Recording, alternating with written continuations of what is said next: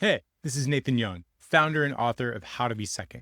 And this is 1 Second, a conversation between two people with wildly different identities, reacting raw to questions from people like you, and exploring how we are different while embracing that we're better together. In our vernacular at How to Be Second, I am a second, and my co host, Mondo Davison, is a natural one I see. What's up, man? I'm glad we are back today. So, today's question is super simple. As a person who loves adventure, I want to ask you this, who you might fall into a routine or not. I don't know. But, like, what new ideas are you currently exploring? Very simple, but where are you off on a tangent? What are you exploring? What is the thing? Oh, this is actually interesting because we do this podcast, right? And so I actually have to, on some level, this experience causes me to explore new ideas at a pace that I would not otherwise, I think. On some level, what ideas am I exploring right now? All the stuff that has come up in our podcast. Because once a question gets asked here, I notice that I tend to keep leaning into having that conversation. But a couple of things that are popping up as like they sort of won't go away is I'm going to drop a couple. The first one is the definition of skill. I think we talked about that not that long ago. So, like, what's the definition of skill and why is it not just the one thing? This concept of rejection. This is an idea that I'm exploring right now that I'm not very far into really unpacking the ideas of like what is rejection. And then another sort of like really odd one is trees. I've just like really been paying a lot of attention to like trees. How do trees grow? What are trees? And then the last one is the idea of assessments as mirrors, how we like to use assessments, but what they actually are, and how those two things of the way we want them to be and how we use them versus what they actually are being different. And so those are my four new ideas that I'm exploring right now. I know the question was, what's a new idea you're exploring right now? Okay, let me ask, of the four, is any of them creating a significant amount of discomfort or stretching you more than the others? We've talked about this before. The rejection one is the most stretching, leaning into what rejection is and isn't, and how to navigate what is mine to do with rejection and what I naturally fall to, and how those two things, what I naturally do and what is mine to do, are not necessarily the same. Like, it turns out the place you're comfortable is not necessarily the place you need to be. And so that one is making me the most uncomfortable. But I think the one that's making other people the most uncomfortable near me is the idea that a lot of the things that we do are actually mirrors. I keep using this phrase indicative, not definitive. Hmm. And we keep trying to use things as definitive. And I'm like, that's actually not what that is, but it would be convenient if you took it that way. And so that's making people very uncomfortable near me as I say that. But the rejection one is the one that's making me really uncomfortable because I'm comfortable saying well, this Yeah. thing is not exact. There's a nuance there, and people are like, ah, and I'm like, well, that's fine for me. But the rejection thing is something that makes me really uncomfortable. Okay, let's follow though this thread of indicative versus definitive because I think that really ties to like what new idea is someone exploring or like what new version of yourself are you exploring or like these agreements that you made about yourself, like they're you right now, but are you supposed to stay there or go explore more versions of yourself? And so have you, I don't know, maybe landed on a new agreement for yourself to continue to explore, or is there a question, I guess aside from like going together or growing together? Like, but is there a question that you consistently pose to others to push them past or nudge them definitive to like be open to like this is just indicative of this current situation and maybe you want to consider more. And so I might not be asking the question perfect, but it seems really cool, this definitive versus indicative. And so I'm just asking you to unpack that a little bit more. Yeah. The way that I have been leaning into that in a way that's, I'm not trying to make people feel uncomfortable, but it does. And that is when people say things where they're saying it as fact. And I will say, what does that mean to you? So I literally had this conversation an hour ago. I was working with this young guy that I met at Starbucks, and he wants to start his own business. And he's actually going to an accelerator at Osborne 370, like in an Awesome. hour. And he wants to start this clothing business for professional men. I think that's great. Great. That's great. He called it market research. I was like, you mean we're just having a conversation about what I would buy? I was like, I appreciate the terms. I understand. But he said a couple of things really definitively, like about identity. He was like, well, I used to be a basketball player and like my identity was completely wrapped up in that. And now I'm trying to start a business and like I can't keep showing up in my basketball shorts. I have to show up I have to show up different. Like when I put on my uniform or when I put on all my track clothes and stuff like that, he's like, that's not my identity anymore. And so I need something that helps me have this sense of belonging and feeling like I'm actually an entrepreneur. And like, that's my identity. And I was like, fascinating. You keep using this word identity. He was saying it like very matter of factly. This is why. And I was like, you keep using this word identity.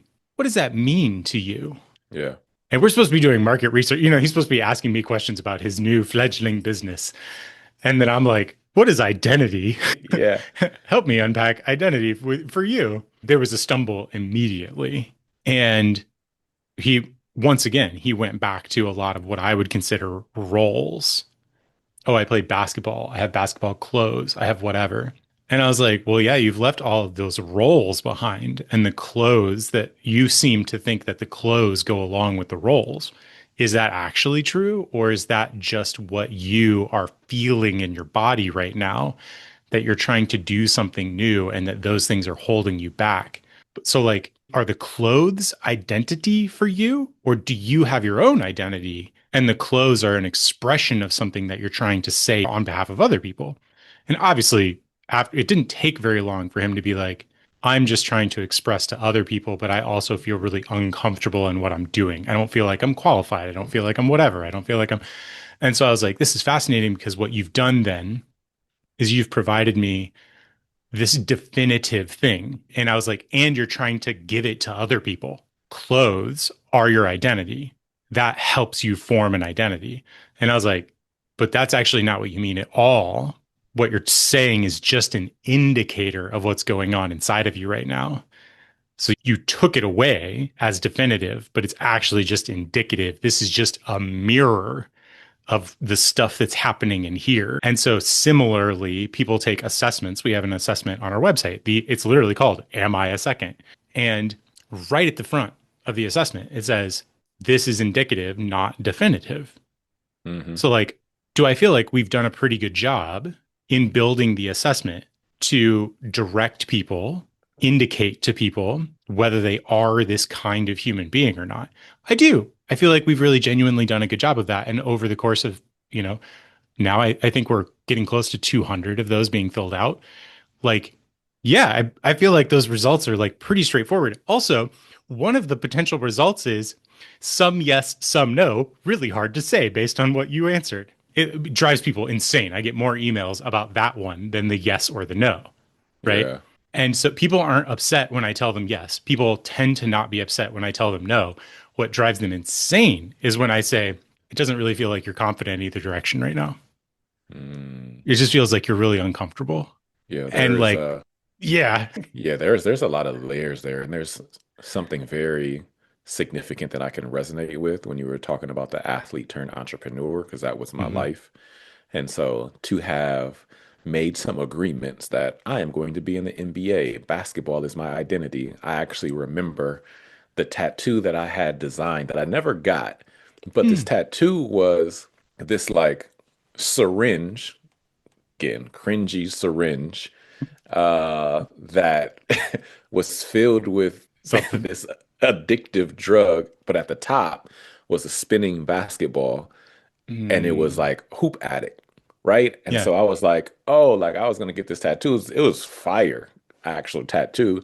But if I were to have gotten that, Now I would reflect and be like, well, I'm not a hoop addict anymore. But at the time, like my life was pointing in that direction and everything was indicating that that was how my story was going to unfold. Yeah. Fast forward, we talked about this at 25. I was like, oh, it's not going to unfold that way. So I have to pivot to a different direction. When I got into tech, I didn't get a tattoo, but I had to align, right? My dress, how I showed up with the black tech guy. And so, like, when you're talking about this story about this gentleman who is like going through this transition, trying to own what is his, trying to feel comfortable and confident no matter what room he's walking in and like how he's showing up, I can resonate with that so much because when I chose to be definitive that I am the black tech guy, I was able to walk into spaces without any doubt, even though, like, that was a reflection of, to your point, what was happening inside of me needing to assume this, like, secondary moniker to feel comfortable and confident because at the time I didn't feel like subconsciously Mondo Davison was good enough. Like the Yeah. story didn't fit. And so I feel like over time we continue to develop who we are. And eventually you're like, my name is Nathan, period. Right? Like here are some other things, right, that encapsulate who I am, but really like I'm comfortable and confident being Nathan Young. And same, like, yo, I'm comfortable and confident being who I am. I don't need this extra label to step into a space to be like, I'm definitively me and this other thing, right? It's like, no, I'm just me. And yeah, I love that story that you shared. Love it. Yeah.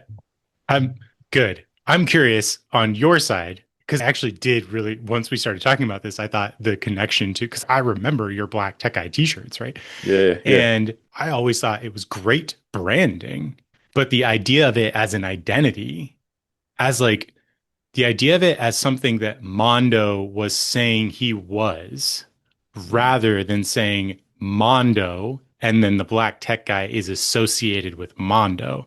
Like you were using that, you were trying to mirror that thing instead of the other way around. I would say seconds often have this thing where they're like, oh, I am an role. I am an integrator. I am a second in command. I am a chief of staff. I am a general manager. I'm a, every title. And I'm like, no, you're you. yeah, There are some things that are magnetically drawn to you. Those works that you do are indicators of the person that you are. yeah, They're just clothes that you wear for now. yeah, But if you lost all of those things, like that's a mirror that you're speaking to. But if you lost to those things, what is there still? And so that, yeah, I love that. And as I was telling the story, I was thinking about your black tech eye t-shirts and I was just like, man, what fucking great branding. And now means a little more now. Okay, yeah, yeah. let me turn this to you. And that is, what new idea are you exploring right now? Yeah, I'll keep the thread going because it actually kind of plays to what we just talked about. So you said it very well that I assumed this identity, the black tech guy, which in that season of my life, it actually came first and Mondo was secondary as opposed to the healthy other way around. And I mean, in the community, they're like, oh, that's the black tech guy. That's the black tech guy, the black tech guy, the black tech guy. There are many people who didn't even know my name enough to be like, oh, and he is this or whatever. I know the human. It was just Yeah. this, uh, it was this caricature, right? And so fast forward to you saying, well, what happens when you strip all of that down? Hmm. And so I truly believe that my call to surrender was just walking that path. Okay, Mondo, like strip all of that down. Strip the business, the black tech guy, strip the aspiration to have to be successful, strip being a dad or a brother or a friend or whatever. Like strip it all down, go to the bare bones. What's left? Oh, what's left is Armando, right? Like there's nothing more. Oh, okay, well then who is that person? And I feel like through my lived experience, it was me being called to say, how much can I embody the characteristics of Christ to then be one with him, right? Like all right, well, like I need a purpose. If I don't have anything else, like what is my purpose? I can't just be a stick figure out here saying that I am Mondo with like no direction. And so the final direction that was left while I was at the bottom was like, okay, well, be in alignment with God's love story. Well, how do I do that? Well, like Christ is the head of the story. So like how close can you get to Christ? And so then I just continued to live in that way. And then the story started unfolding. And then I'm like, oh, well, now I'm leading with Mondo and I'm trying to embody Christ's characters. And so like they kind of play hand in hand. But kind of to your point, like that creates this magnetic, I don't know, like thing. And then people like put other clothes on you, right? Yep. And so, like, before we started talking, I was like, yo, Nathan, over the past week or two, like people have been calling me Rev. And I'm like, oh, well, like this is different for me because before I was projecting the black tech guy and putting Mondo second because I felt like it was necessary for me to like own that identity to like have more value. Where it's flipped now, I'm like, yo, I just call me Mondo. Like I'll just be that. And others are like, well, nah, bro, you're Rev, right? Like you can be Yeah. Rev Mondo, whatever. And I'm just like, oh, that's interesting that like that is being pushed my way. And so now the question then is like, what is the new thing that you're exploring?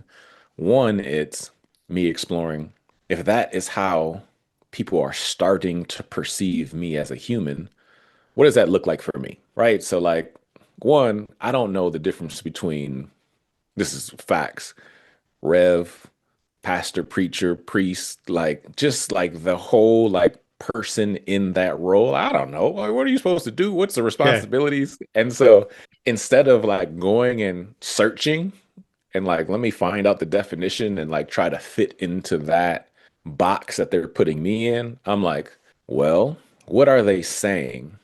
They're saying that this human has been following God in a way that I trust their moral, ethical, like spiritual direction.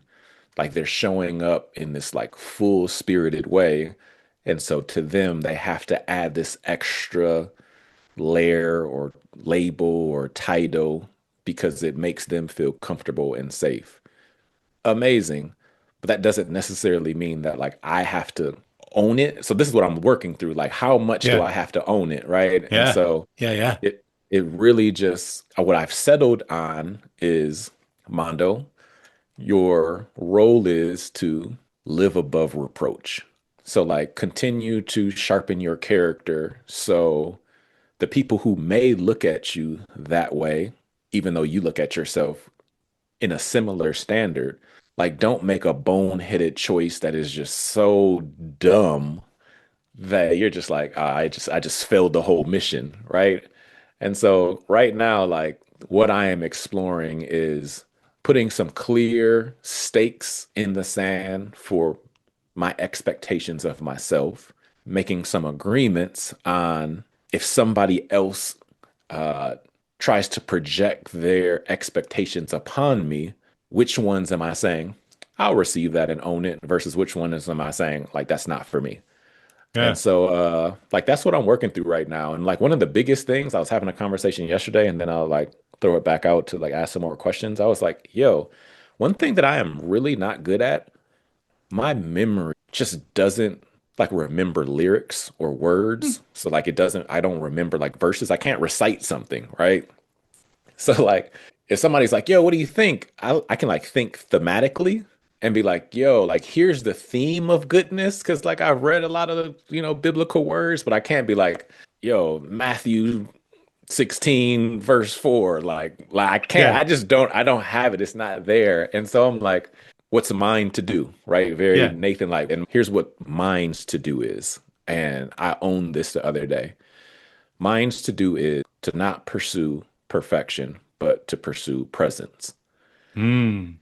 And so, like, no matter what the situation is, can I own the present moment and whatever comes through me in that present moment is right for that moment? as opposed to trying to be perfect, say the right scripture perfect, guide somebody to the right word perfect. Like that, I can't own that. It's just to be present. So that was a long tangent, but that's where I'm at Yeah, today. I love it. One of the things that I think that I'm taking away, because like I said, we're both still exploring this idea, right? This is the thing we're exploring right now. Yeah. Something that I think I will repeat in my next conversations is this idea of like one good indicator that you are being more true to yourself is that people start associating what they need with the way that you are without you claiming that thing at all. Mm, that's good. That's really good. People are calling you Rev. You don't even know the definition of the work that goes into the term, but what they are getting from you is the thing that they're like, what I need and what I get from this person, the way they move in the world. I need to give that a label because it makes me more comfortable or more confident, or that's the thing I need. That's the thing I see. And so, like, they're mirroring what you owning who you are looks like to them. Yeah, yeah. It's hilarious that you're like, I don't need to live into whatever that job description is. I need to live into who I am. The Mhm. job description will write itself.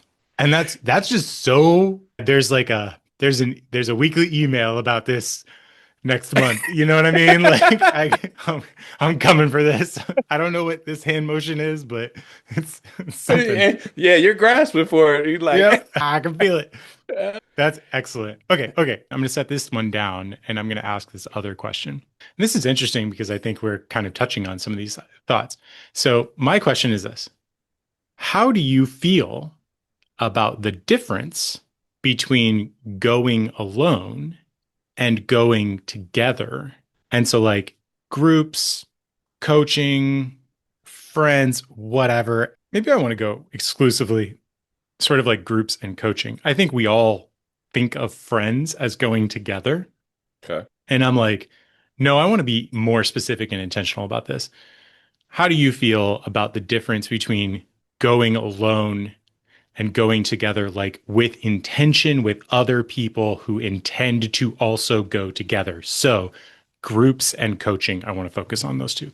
So the first thing that came to mind when you asked this is yes, and. And the reason why is because as a one IC, I feel compelled to first, and we talked about this before, explore an adventure, get a piece of the puzzle, elevate my intuition, do something that gives me authority to guide the team in a certain direction. And so like when it comes to going together, I desperately want to go together with a team because the story is just that much cooler when you go with a team.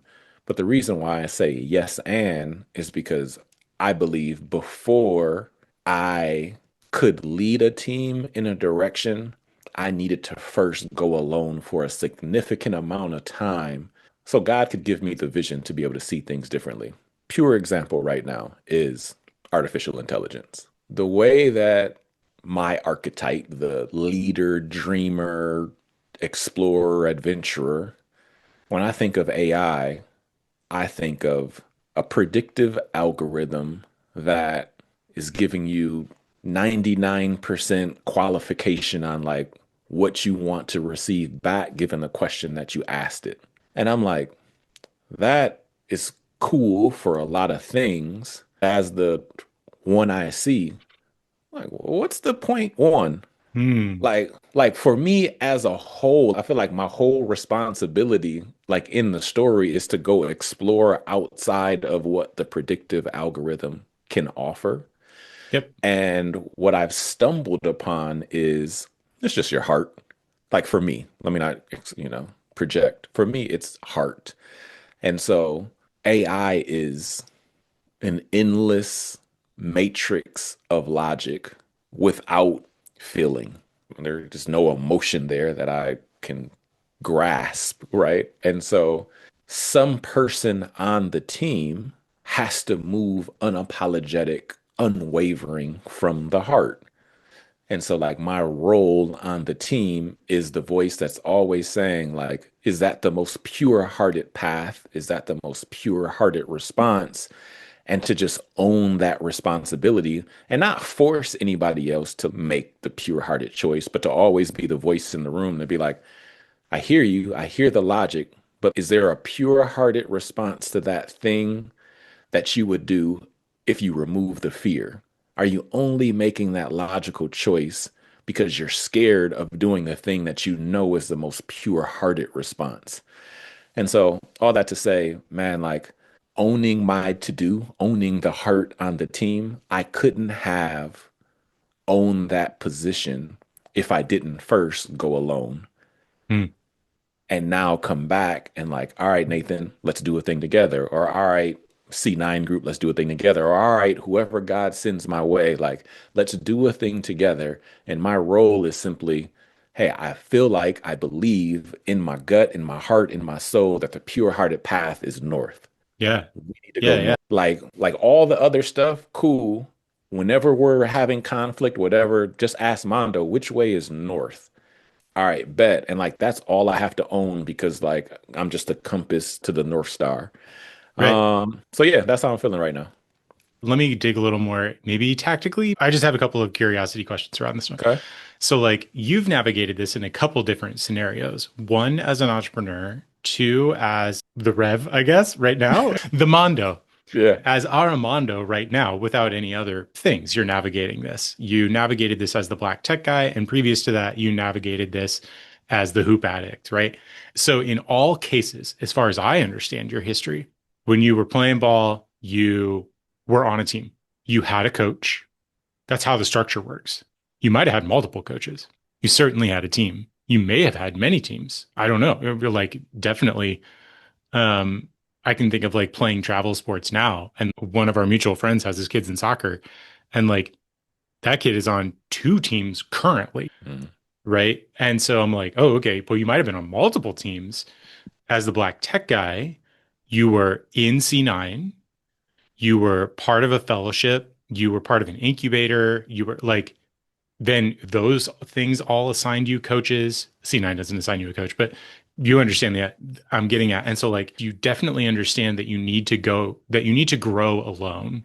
I talk about this path of like growing alone, going together, and then growing together, and how each one of those stages sort of like is to the next stage, right? Yeah. And I posit that that's a movement toward good.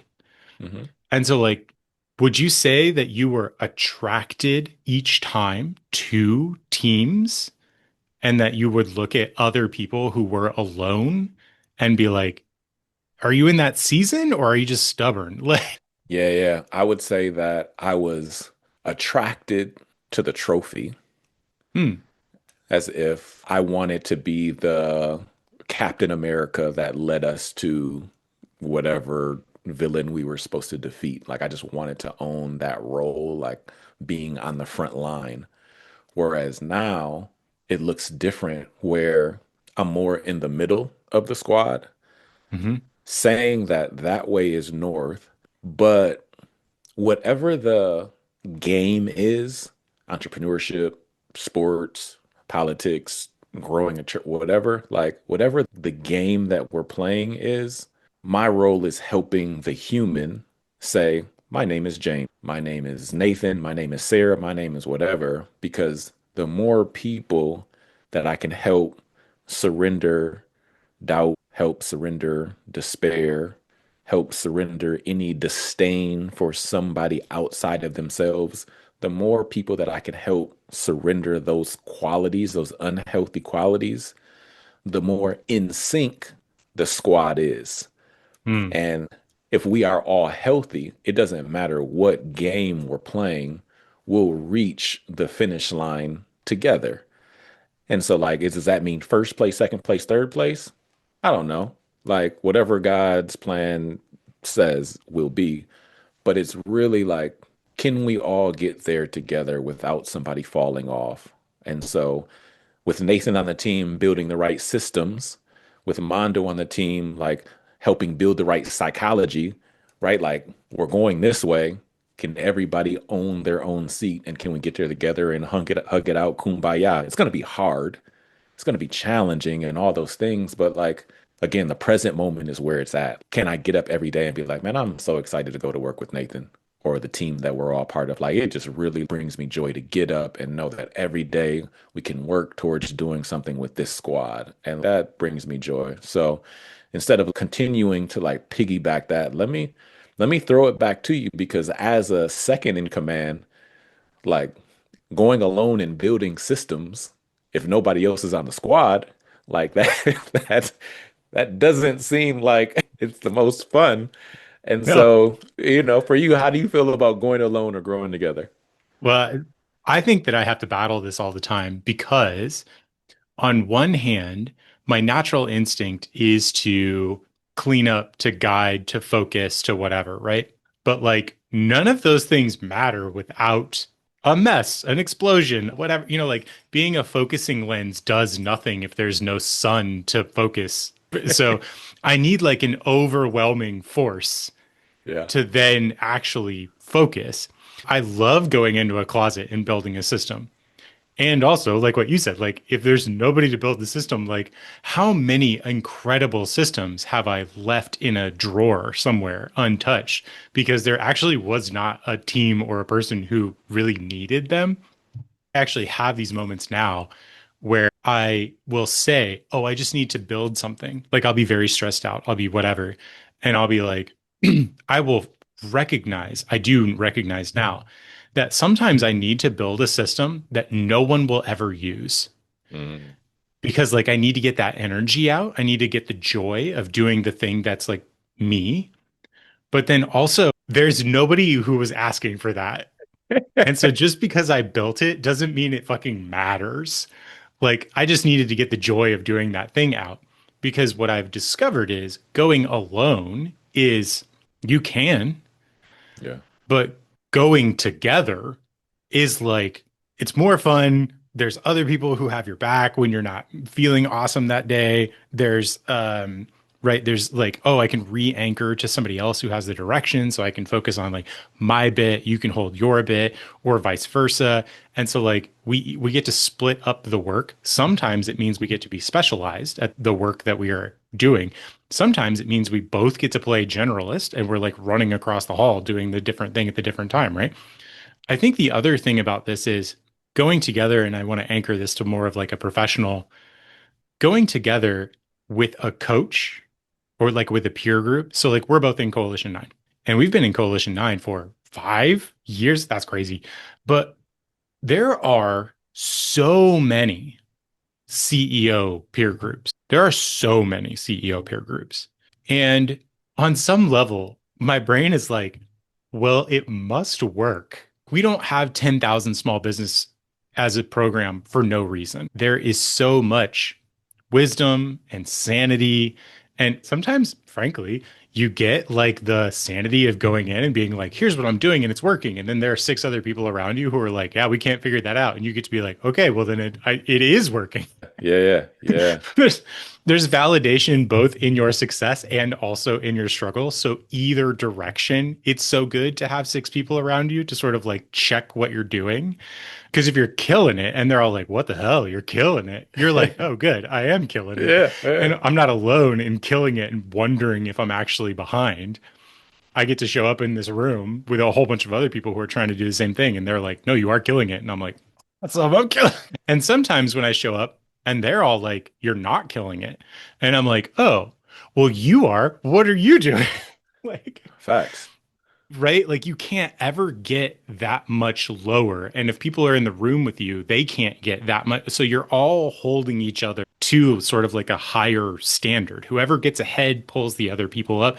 Whoever falls behind gets pulled up. Like, so that idea of like, I just can't get past the idea that seconds, this kind of human, are so attracted to teams, working with one ICs, like being this person who does the cleaning, the navigating, the whatever, but also that we as seconds tend to stay alone all the time. I cannot understand why we are people who like rabidly go after that thing, but then we don't join peer groups. We don't get coaches. I was just curious how you were reflecting on that, and I wanted to hear from you about it.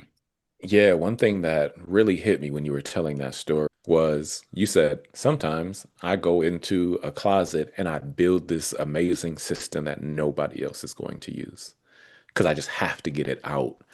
And I feel like that's where you and I really align because what I've discovered is I need to go the furthest way possible and explore this adventure that nobody else is willing to explore and stretch myself in a way that nobody else is willing to be stretched in my sphere. So then when I come back, my, let's just say, my C level is everybody else's A, right? It'd be great if I show up with A all the time, but because I stretch myself so far, that however I show up is really good to everyone else. And so when I hear you say, like, I just have to go build stuff independently, and you're like, I built this amazing structure for 3 years. I mean, I really think about your matrix, your business matrix that you spent so much time building. And I'm like, bro, whenever I think about that thing, I'm like, that was you in a closet building a thing that no other person is going to look and be like, I'm going to use that, but it was for you. So whenever you step in, you're like, well, I can take a piece. Your C is A class for anybody else around you because like you built this thing that is just amazing. So I think that's what happens when you go alone. You stretch the norm. Yeah. Yeah. Yeah. Yeah. Going together is this, and you also need to be able to do this thing over here. There is growing alone, and that is valid. And there is going together and growing together, and those things are different. They're both good, but you really do need to travel this curve. Yeah. Mm-hmm. Mm-hmm. I like this a lot. And one other thing that you said, even when you get to growing together, you probably do still need to check this like growing alone space. You don't really want exclusivity either direction. Yeah. Yeah. Facts. 100% together all the time. Hang on, you need 20% of the time to be alone. 100% alone all the time. Whoa. Like, Oh man. uh, yeah, This that's was awesome. good. Yeah, this was Okay, good. I'm going to honor this where it's at, and I'm going to put it down right here. Awesome. Hey, it's Nathan again. If you made it to the end, that's awesome. I have a couple ways you can go deeper if you're interested.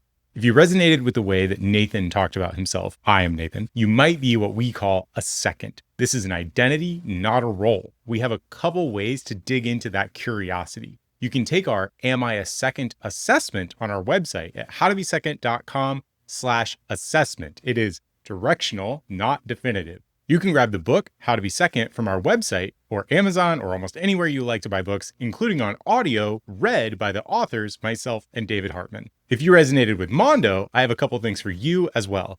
Secondseat.org focuses on sponsoring seconds to be able to sit in the second seat at youth-focused impact organizations to help them scale. Second Seat is always looking to talk to community impact organizations who are interested in getting a second, and for funding groups who want those types of organizations to succeed. If you're a for-profit, How to Be Second has a matchmaking, not recruiting, service where we make connections between first and seconds, where there's a relationship, energy, skill, and compensation match. Finally, if you're inspired by what we're doing here, you can support How to Be Second at howtobesecond.com/support. Thanks again. I'm looking forward to our next conversation.